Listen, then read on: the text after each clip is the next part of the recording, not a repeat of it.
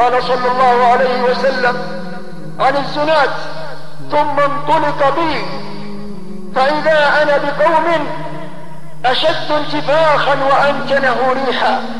اسمع ماذا يقول صلى الله عليه وآله وسلم: كأن ريحهم المراحيض، أي مجاري البول والأدرة وكل مستقدر. فقلت: من هؤلاء؟ قال: هؤلاء الزانون، نسأل الله العافية.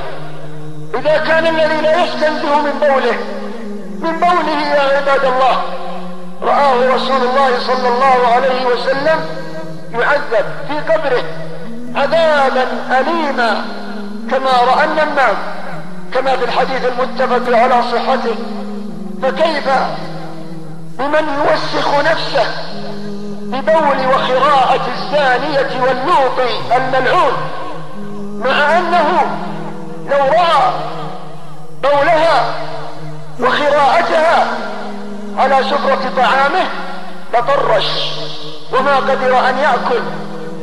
فأف ثم أف وتف على من باعوا قصور الجنة التي تجري من تحتها الأنهار بزنية ساعة ولواط دنيا دنيا. فأف ثم أف وتف على من باعوا قصور الجنة التي تجري من تحتها الأنهار بزنا ولواط ودنيا دنيئة تجري من تحت قصورها المجاري. لو انفجرت ماسورة أو بيارة ما قدر أن يأكل ولا يشرب ولا ينام. أف ثم أف لمن باع الحور العين بزنية ملعونة وفاحشة مقيتة.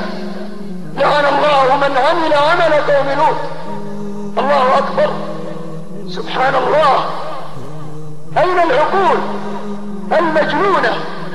أين القلوب المريضة من حورية لو تفلت في البحر لأصبح حلوا عسلا، ولو نزلت إلى الدنيا لامتلأت الدنيا عطرا، ولو بدت للشمس لكشفت من جمالها وحسنها.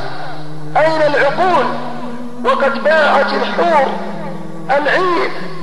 أين العقول عن حور عين كأنهن بيض مكنون، كأنهن الياقوت والمرجان، لم يطمثهن إنس قبلهم ولا جان، خيرات حسان، حور مقصورات في الخيام، يغنين أحسن الأغاني، حتى إن أوراق الجنة لتصفق والريح لتهز الذوائب.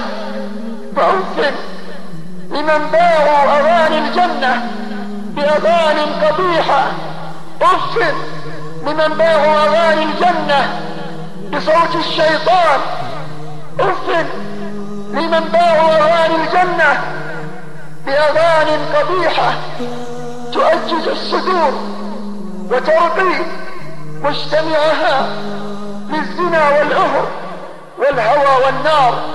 فصدره نار وفكره نار وقلبه نار قبل فرن النار.